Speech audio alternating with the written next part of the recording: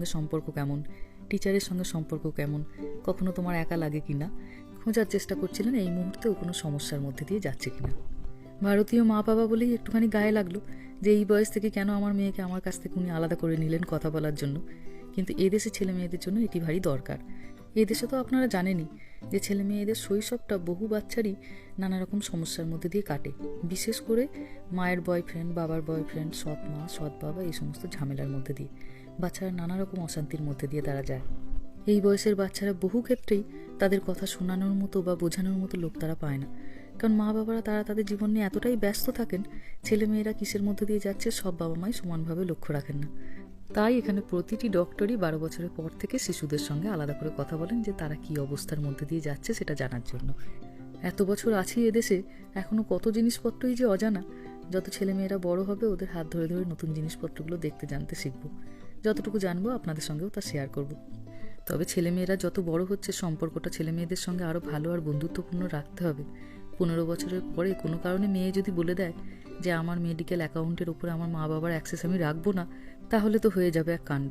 আর কেমন নিয়ম দেখুন, 15 বছরের পরে বাচ্চা সিদ্ধান্ত নেবে যে তার মেডিকেল রিপোর্ট বাবা মা জানতে পারবে কি পারবে না। সে নাও বলতে পারে, কিন্তু তার মেডিকেল ইন্স্যুরেন্সটা কিন্তু মা বাবাকেই চালাতে হবে তার 18 বছর বয়স অবধি। যাই হোক, চলুন, নতুন একটা নিয়ম জানলাম, ধীরে সুস্থে এটার সঙ্গেও নিজেকে আস্তে আস্তে মানিয়ে নেব। সসটা দেখছি একদম শেষ হয়ে গেছে, কিন্তু বোতলের গায়ে আবার অনেকটা লেগে আছে, তাই খানিকটা ওকে ধুয়ে নিয়ে জলটা দিয়ে দিলাম। একটু চিলি চিকেন বসিয়েছি, রাত্রিবেলা একটু চিকেন বার করে রেখে গেছিলাম। তাড়াহুড়োর সময় আমার বড়ই তাড়াতাড়ি লাগে চিলি চিকেন রান্না করা। একদিকে চিকেনের পকোড়াগুলোকে ভাজতে দিয়ে দিই, আর একদিকে একটুখানি পেঁয়াজ ক্যাপসিকাম বসিয়ে দিই। 15-20 মিনিটের মধ্যে এমন একটা খাবার তৈরি হয়ে যায় যা সকলের প্রিয়। ওর বাবার খিদে পেয়ে গেছে খুব। আসলে আমরা অনেকটা সকালেই বেরিয়েছিলাম, এখান থেকে হসপিটাল মোটামুটি আমাদের 20-25 মিনিট সময় লাগে, কিন্তু যেহেতু ওই সময়টা আবার অফিসেরও সময়, ওই জন্য অনেকক্ষণ বেশি সময় লেগে যায় যেতে। সকাল 7:30টায় ওই জন্য বেরিয়েছিলাম। অনেকক্ষণ আগেই খাওয়া দাওয়া হয়েছে, আর ওর বাবার ওই জন্য খিদে পেয়ে গেছে, ওই জন্য তাড়াতাড়ি এটা বসিয়ে দিলাম। আর রাতের আছে একটুখানি ভাত, সেটিকে একটুখানি জিরে আর মটরশুঁটি দিয়ে ভেজে দেবো, এটার সঙ্গে ভারী ভালো লাগবে খেতে।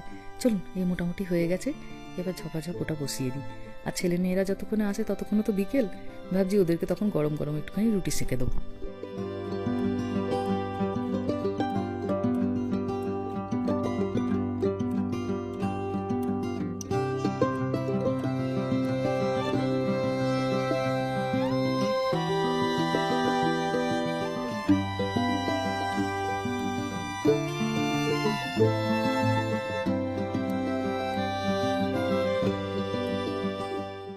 যখনই আমি একটুখানি পিস রাইস বা এই জিরা রাইস বানাই, দেখি টাটকা ভাতের থেকেও বেশি রাতের ভাতে ভালো হয়। রাতের ভাতগুলো ঝরঝরে হয়ে যায় ঠান্ডায়, তো তখন দেখি এটা খুব সুন্দর ছাড়া ছাড়া হয়ে ওঠে।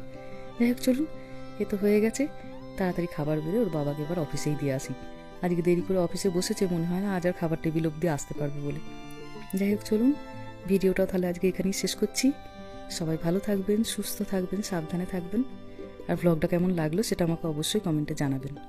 ভালো লাগলে একটা লাইক করে দেবেন। সবাই ভালো থাকবেন, সুস্থ থাকবেন, সাবধানে থাকবেন।